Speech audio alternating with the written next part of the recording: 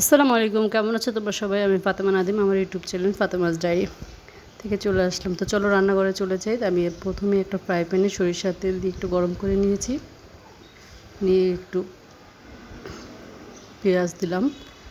তো প্রচণ্ড এই গরমে 45, 42, 40 ডিগ্রি সেলসিয়াসে তোমরা কে কী অবস্থায় আছো কমেন্টে জানিও।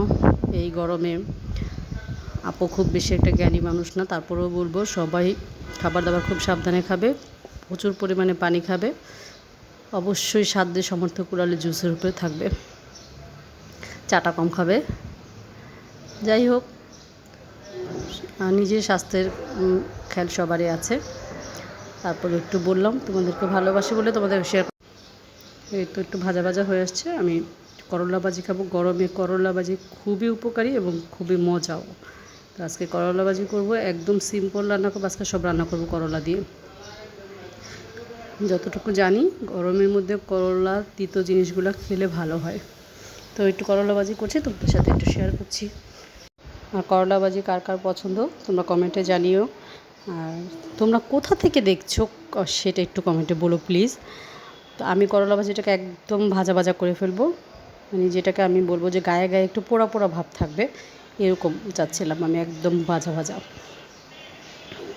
তো এর মধ্যে দেখবা, খেয়াল করো আমার করলা ভাজির মানে কালারটাও চেঞ্জ হবে না ইনশাআল্লাহ। আমি খুব চেষ্টা করি যাতে সবুজ জিনিসগুলো সবুজ থাকে, তাহলে সেটার পুষ্টিগুণটাও টিকে থাকে, খাবারের গুণটাও ভালো থাকে, খাবারের যে একটা পুষ্টি আছে সেটা নষ্ট হয়ে যায় না।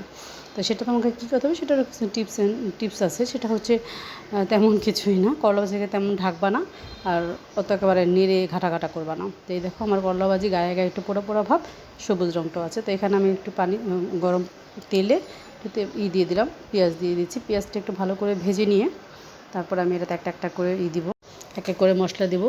তো আমার ভিডিওটা যদি তোমাদের ভালো লাগে তো আমার পাশে থেকে আমাকে একটা লাইক কমেন্ট শেয়ার করে দিও, আমার চ্যানেলটা সাবস্ক্রাইব করে দিও, আর আমার পেজ থেকে দেখে থাকলে আমার পেজটা ফলো করে দিও।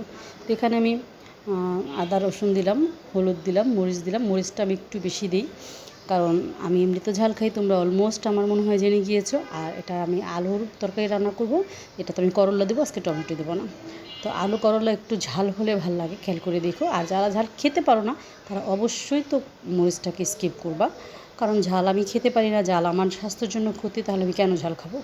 তো আমি খাই বলে যে তোমরা সেটা করবা তাই না, তোমাদের স্বাদ অনুযায়ী তোমরা করবা। আমি ঝালটা বেশি খাই, সেই জন্য আমার কাছে মনে হয় যে একটু করলা দিলাম, তাহলে তরকারিটা একটু ঝাল দিলে ভালো হবে। তো আমি কষিয়ে নেওয়ার পরে আমি আমার তরকারি এবং আমার ঝোলের অনুপাতে আমি একটু দিয়ে দিলাম। আমার শ্বশুরের মুখ থেকে আমি শুনতাম যে করলা দিলে সেই তরকারিটা নাকি একটু ঝোল ঝোল ভালো লাগে, বাট আমি দুটার মাঝামাঝি থাকি, খুব গাঢ় ঝোলও না, খুব পাতলা ঝোলও না, একটা মিডিয়াম যে ঝোল সেই ঝোলটা রাখি।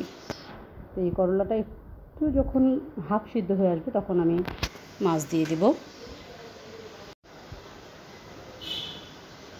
তো আমি মাছটা ভেজেছি, গরমের মধ্যে ভিডিও বড় হয়ে যায়, অসহ্য গরমে ভালো লাগছে না, মাছ ভাজা পারে না এমন কেউ নেই, হলুদ মরিচ লবণ দিয়ে মাছ ভেজে নিলেই হবে। তো আমি এখানে মাছ দিয়েছি, আর আমার মেয়ে শুকনো মাছ ভাজা খেতে চায়, ওর জন্য 2 টুকরো মাছ ভাজা সরিয়ে রেখেছি। এখানে 4 টুকরো তরকারিতে দিয়ে ধনে পাতা দিয়ে দিলাম।